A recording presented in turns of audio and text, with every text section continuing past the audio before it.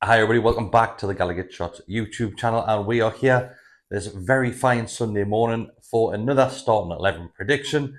And yeah, my name is Chris, and let's just get straight into it.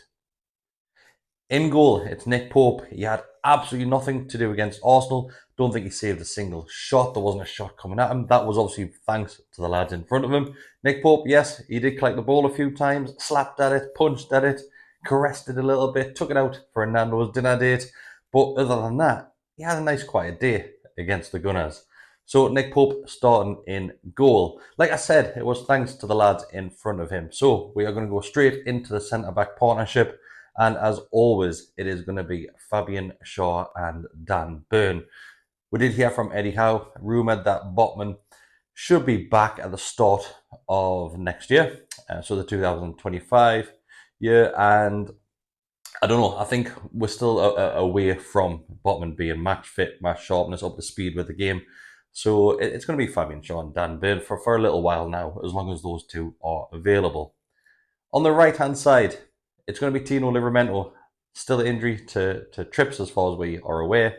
I think it is going to be December. A rumour that he's going to be back maybe after the international break. Could be rumoured to be back.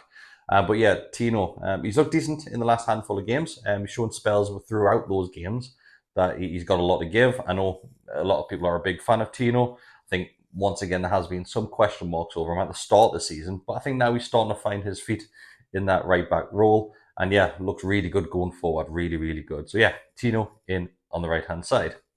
Over to the left hand side, it's my man Lewis Hall. He's got his England call up this week.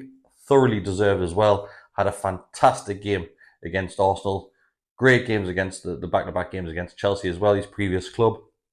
He just, I know I keep on saying this every single week, whether it's on here, whether it's on the match reactions, the match previews, whatever it may be. He just keeps on getting better and better each game. And like I said, I'm proud as punch for him to get that England call up. He did mention it in a couple of interviews that he has done that. He'd be lying if he said that he hadn't been looking at that position and realising that England were lacking somebody at left back. So honestly, fair play to him. Great lad. Get him in there. Moving into the centre of the field. This is where we've got a couple of options now. I think what may all be in agreement that at this moment in time, having Bruno and Tonali in that similar role doesn't work. It's not working at the moment. I think Eddie Howe's realised that as well, hence why we've seen the return of Longstaff coming in there. So let's just pick our starting three. So I think it will be unchanged, same as what we saw against Arsenal. So you're going to have Bruno in the middle. So in his favourite position, Bruno in the middle.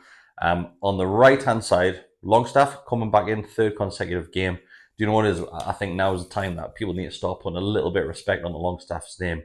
We know, yes, he's not a world beater. He does have his limitations. Nobody's denying that.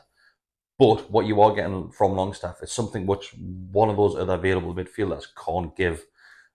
And that's why, and a possibility as to why we're getting these results over the last couple of games. Yes, I know it's only 2 games, but the stats don't lie. When Longstaff's on the field, we'll have a higher percentage win rate, and get him in there. Honestly, put him in there.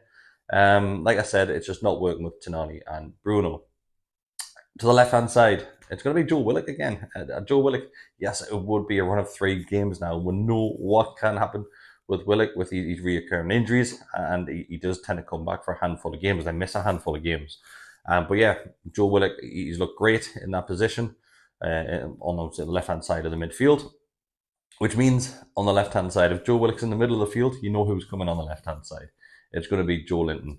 Not your stereotypical winger, but oh my god, what an engine that bloke has. Absolute juggernaut, and he will literally run through players, whether that's going forward or coming back and doing the defensive work to help out Hall or covering Willock's position as well. So Joe Linton, he's looked great on the left-hand side the last couple of games, so why not stick him back in there?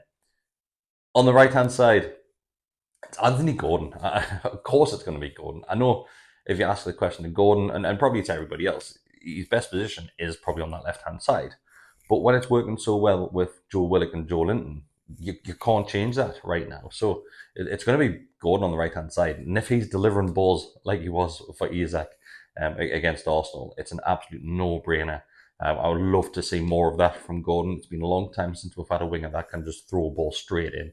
One touch, straight in. let's see more of it. Which means up top, we've only really got two choices. It's only going to be Osula or Alexander Isak, and we'll know for fine well it is going to be Isak. He's back on the score sheet as well. He's scoring goals. There was a bit of a drought there earlier on. He hasn't really looked great this season. Well, he hasn't looked the best of what we've seen from Isak, and I don't think anybody can deny that. So yeah, it's going to be Isak up top. Like I said, he's back on the score sheet recently. He scored a handful of goals there. And yeah, let's get him back in there. Let's get more goals. I know today will be a tough one against Forest. Forest are doing unbelievably well. I think they're sat 4 points above us at the moment, third in the Premier League. But now is a chance just to close that gap once again, get up there. And obviously, we're going into an international break coming up as well. When we come against these sort of teams where they've been in and around with previously, we had Brighton, we had Chelsea in those two games, and a gap opened up because obviously one of them defeated both of those teams. So now is a chance to right those wrongs against Forest, and let's close that gap a little bit. But yeah, that's my starting 11. Like I said, I think it will be a tough game. I probably would take a draw if you asked me that question now. But my prediction would be a Newcastle score draw. I'm going to go 2-2.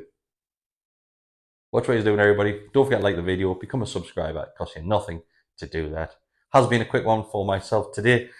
Bit last minute, bit rush, but here we are. See you later.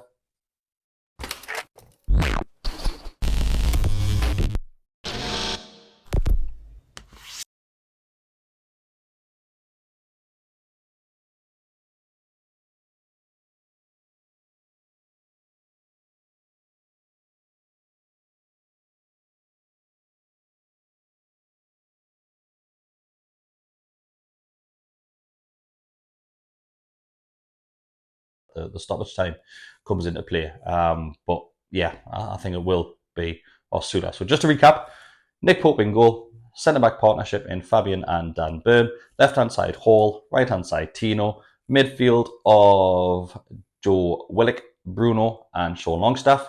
On the flanks, you've got Joe Linton and Miggy Almiron, and up top is going to be Alexander Isak. I'm not 100% confident with that. Of course I'm not. But yeah, let me know what you think. Let us know if you agree, if you would make any changes.